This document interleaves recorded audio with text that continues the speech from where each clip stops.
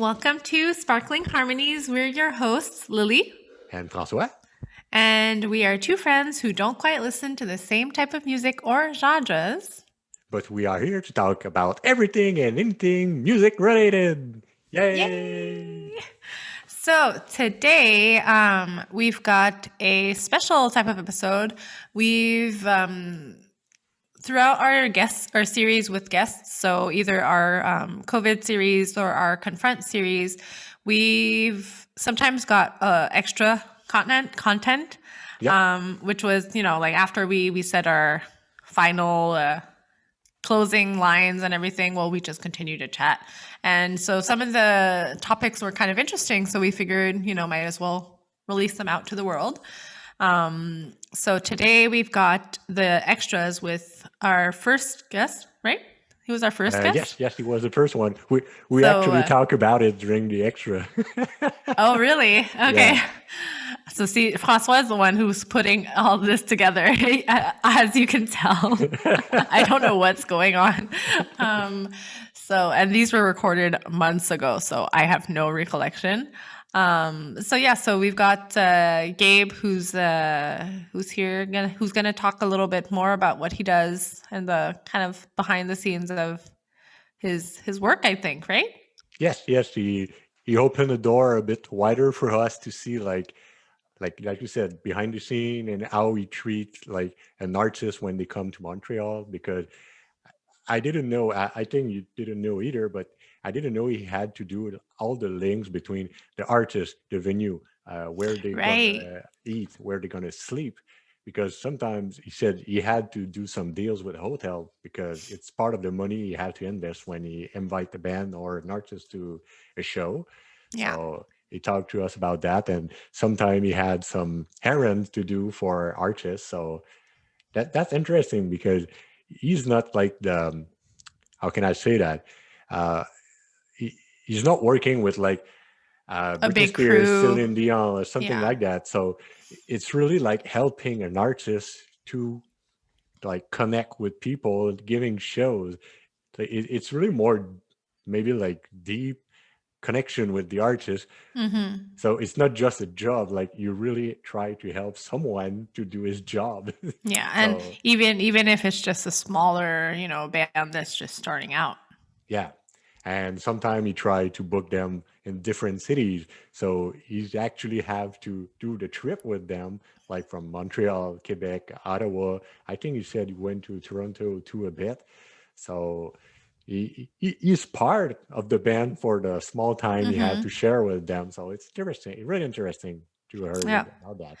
And before we get into that, we wanted to share, what we've been listening to. So the extras that you're going to hear were recorded in October, November of 2020, and we are now mid-February. Yep. So what have you been listening to, François, in mid-February 2021?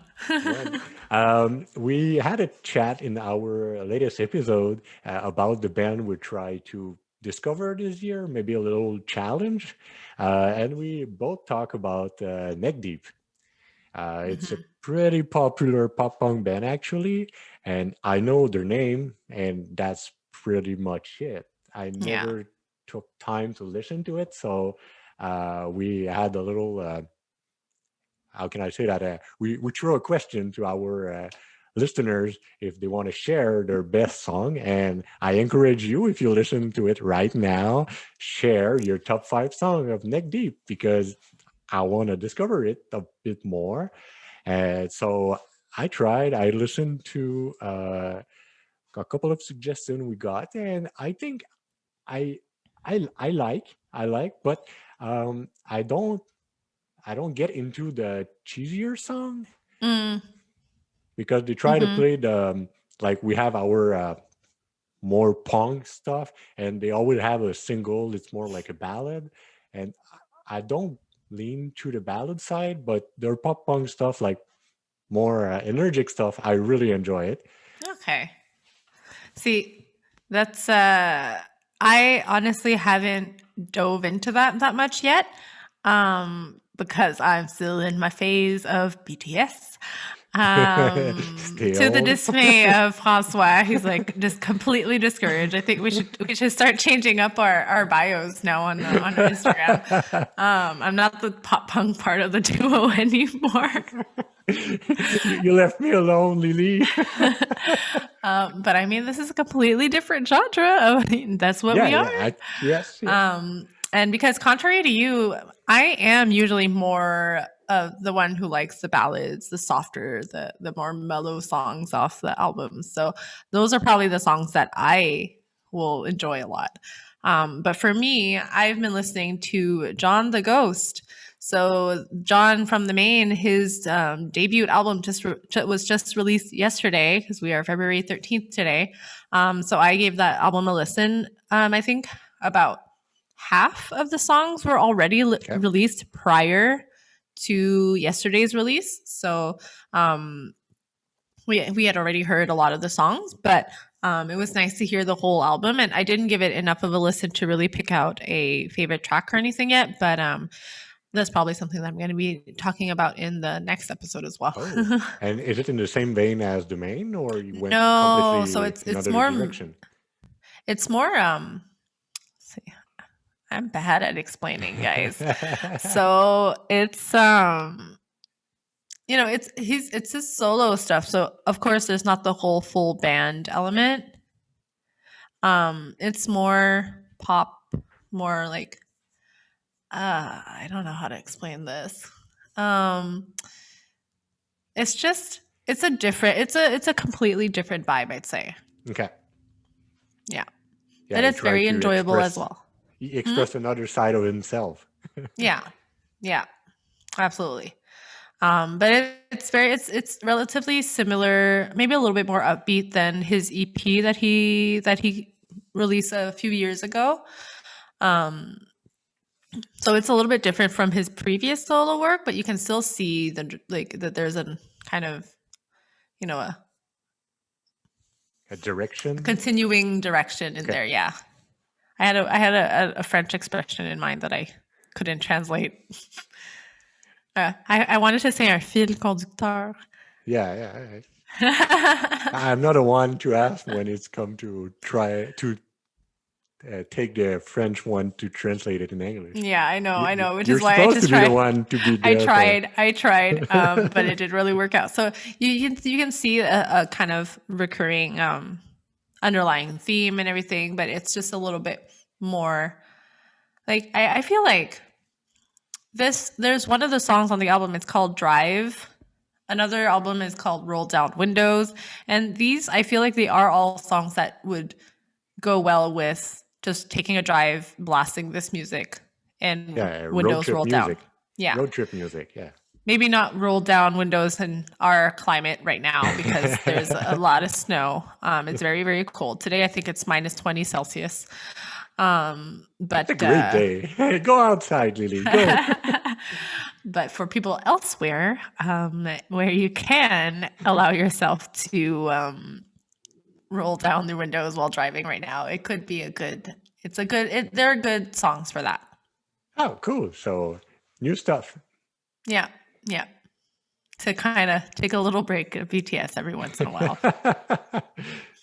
So I hope you enjoy what Gabe had to share with us, and we will see you in probably a couple of weeks by now for a next episode. Bye. Maybe we should get sponsored by Piranha Bar. Yeah, I realized after I'm like, wow, I talked to them a lot. I book there so often, so it's just like most of my experiences have been there in the last little while. Like, they've treated me really well, so. I mean, if you can promote a little bit of a venue here, then, feel free. Go ahead. Exactly. And if anything, hopefully it'll help people, help get people through the door and keep the venue open a little longer, because I know they're on the down low. They're struggling a little bit now too with everything. And, they were super excited when shows came back and they were making a little money again. And then another wave hit and it just got extended again today or yesterday. Yeah. But, yeah. But see, I was really surprised because when probably the last time I was at Piranha Bar was in 2011. Oh, wow. So that was tiny. It was tiny. The stage, like I think the band that was there were 3 guys and they were almost touching each other. So knowing I'll that try it to- got bigger, then that's great. I'll try to find a picture. You won't believe the difference. I don't think I will. Yeah, it's definitely a lot better, a lot bigger. They rearranged the stage, and like you can comfortably fit a 5-piece band. I've seen 6-piece Okay. bands up there too, and there's a nice big sound booth in the corner as well. And the stage is all the way in the back to the wall. They have a backstage area for the bands with a shower and bathroom and Oh, everything. wow. Yeah, they really I upped their think game. The last time I went there, the stage was by the window in the front. Yeah, it was like a little corner stage. Exactly. Yeah. That could barely fit 3 people. Yeah. Yeah, that was bad. I remember I used to refuse playing shows at Piranha Bar because I didn't want to Really? play there. Yeah, exactly, because it was tiny. Yeah. But because now Underworld, they're like, I think when I started to go to shows less, Underworld had already transformed into this like nightclub. Yeah, it's called Newspeak. Does it still exist now? I'm so out of it. I think so. I know even the skate shop shut down. Yeah. I think isn't like a no, I don't know that there's a store now there, but I don't know what it is. I don't remember because I remember the front skate shop. Yeah, from the skate shop because they always has like the new cool stuff. But and I was at the UCAM, so I saw them like quite a lot. But maybe it's a sex shop. There's plenty of sex shop. Oh yeah, I wouldn't be surprised honestly. It's it's a whole new little thing there now. And I remember I tried to book it once just for nostalgia purposes, and I was like, I think it was like $600, and I was like, not worth it. And they told me that the stage was smaller and everything. I was like, no, really? Already, it wasn't that big of a stage. Yeah. But like I remember, I was there almost weekly for a while. Like between same. 2009 to 2011 ish, I was there once or twice, sometimes twice a week. Nice. But yeah, because all of the bands that I listened to were always going there. Simple For sure. plan. Especially that Underworld was like one of the few like small all ages venues. Like it was Underworld and Linko, and then everything else was either a bar or you had to go to like Club Soda. So it was like a really good spot for smaller bands that were touring. Yeah, and even because Linko, it closed down. Yeah. In those years too. So before Underworld, I think. Yeah, before Underworld, exactly. Yeah. But Linko, it was what? It was smaller though, right? It was. Oh yeah. A lot smaller. It was kind of a shithole, but like a very good memory one. Like it was a very like great place. Like most Montreal bands played like their first shows there. Bring Me the Horizon played their first Montreal show at Cafe Linko. Seriously? Yeah. I'm surprised. Yeah. A lot of like emo bands like what's their name? Bless the Fall, Greeley Estates, Drop Dead Gorgeous. They all played their first shows in Montreal at Cafe Linko. Yeah. So see, this is going into our extras, like in the video. Go for it. But wow, no, I didn't know that. Yeah, it's crazy, and I don't know. I miss that venue as well, even if it was like a weird little spot. And in the winter, we had to have like space heaters on stage for us. In the winter, you had to keep your jacket on as part of the crowd inside because you were freezing. That was what I was gonna say too. Yeah, I remember but that's funny. No, but that's funny. Like everyone accepted. Yeah. No, it's true. It was just one of those spots that you went for shows, and like it's where all the younger like scene kids went to go hang out. And I remember actually there was one show where all the bands were getting shocked from the microphone, so we had to cover it with a sock because apparently that helps with that. And so everyone was playing on stage with like a sock covering the microphones. Oh wow! It was really bad. Oh, that's really funny. So I'm trying to remember where I used to go otherwise, but I think it's basically that Underworld and I know there was a couple bigger shows at Sala Rosa. Yeah. Yeah, Sala Rosa. That's the one that I was trying to find earlier on Saint Laurent. Yeah. Yeah. That's not actually they have I mean I don't know if they're still gonna have it, but they actually opened a tiny venue in the basement of Sala Rosa. Really? Called Soterenia, and it's literally just a floor. There's no stage. They just took the old sound system from Sala Rosa, brought it downstairs, and it looks like a classroom. Like you feel like you're playing in like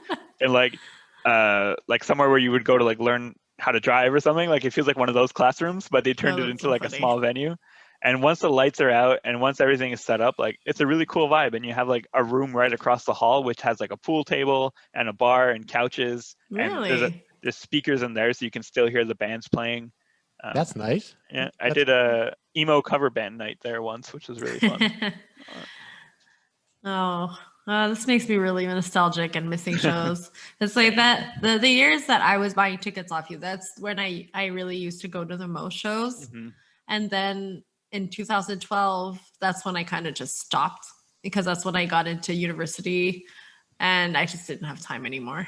Oh, for sure. It's totally understandable. Yeah. Either way, Underworld became like 18 plus at that time, and Sure. the shows started going downhill. So it was probably for the best. Yeah. I was there for the prime years and then Exactly. I left. Yeah. Yeah. And also, like, this is just something that I'm curious about because remember I mentioned that a lot of the bands that my friends and I listen to, they always seem to skip Montreal. Hmm. And back when I was interviewing bands for an online magazine, I would ask them, and they were always saying that it's just complicated. So why is it so complicated for bands to come here versus Toronto? I know Quebec does have. I don't have to deal with that as much since I'm not dealing with the bigger bands, but I know Right. I know one of the things is a tax thing. Already in Mm. general that they're getting paid in Canadian, so that's already a big hit. Mhm. But in Quebec, they have to pay that extra tax. So essentially, at the end of the night, when the artist is getting paid, promoters have to remove those taxes from their pay. And then if they want that money back, their booking agent or management has to like reach out to the government to get that money back. Oh, And wow. they take a bigger hit in Quebec. So I I know that's a see. big part. I'm sure the French has a small role in it for some bands, Mhm. maybe. But I really think it's the combination of being paid in Canadian and then also having to take that bigger tax hit. Right. I could be wrong. I'm just assuming that's what it is. Yeah, because they would never tell me specifics, which is fair. They probably didn't want to, say bad things about anything. Hmm. But yeah, I just remember them saying it's a little bit more complicated for them. Yeah. And I've also noticed a lot of shows like just started doing poorly in Montreal in general. Like Mhm. I didn't want to say that earlier, but like for example, what band was it? The Wonder Years, which is a relatively good band. They played in Quebec City, which when I booked Danny Warsaw in Quebec City, we sold out the venue. Mhm. It was a small venue; it was 200 people, but still, the Wonder Years played there, and they had like 20, 30 people or something. Like Really? maybe a little more, but they had a really small crowd, and I was super shocked. Yeah, That's there's a lot of shows. surprising. Yeah, a lot of shows that used to be at big venues like Escape to Fate that has played like Club Soda and Yeah. Metropolis. Last time they were here, they were doing like a 10-year anniversary album tour with Bless the Fall, which is like a super like emo post-hardcore Yeah. combo of Yeah. bands. They were both doing 10-year anniversary tours, and they were at like Fairmount Theater, and it wasn't even sold out. So it's there's been a decline in attendance in Montreal and a little less and interest in the scene, I find. maybe there's a bridge to do with what you say. There's too many shows at every night because you have to choose. Like you can't be everywhere at any time. Yeah. So No, exactly. maybe they got a hit with that too. Most likely. Because I remember when I was younger, I don't remember who played, but there was two shows. I think there was Rocket Summer, which was the first time he was coming here, and I don't remember when. But there was another show that night. So my friends and I, we ran, and we were at both shows. Oh, geez. And we've That's done that. commitment. We've done that because I think one of the shows was at Olympia. Okay. And then the Rocket Summer that was at La Tulipe. Okay. Still, yeah, quite. It's a not trip, very close. Yeah. But another time we had a show at Olympia and a show at Underworld, and we also ran between those. At least that's a little closer, Yeah, but that's it's a still little closer, it's still exactly. a nice little run, but It's a metro station and a half away. yeah, no, exactly. Yeah. But yeah, so when you said that there's sometimes just too much happening, I remember it was already like that before. Yeah, unfortunately, I don't think. I mean, it might change now with COVID, obviously, but that's definitely been a big thing. I think that has affected the scene in Montreal. All right. Well, I think we're gonna let you go. So thanks again for coming and talking to us. Yeah, happy to do it. Thank Thank you you guys for having me. And thanks for teaching us about a lot of stuff. Happy I was able to provide some insight.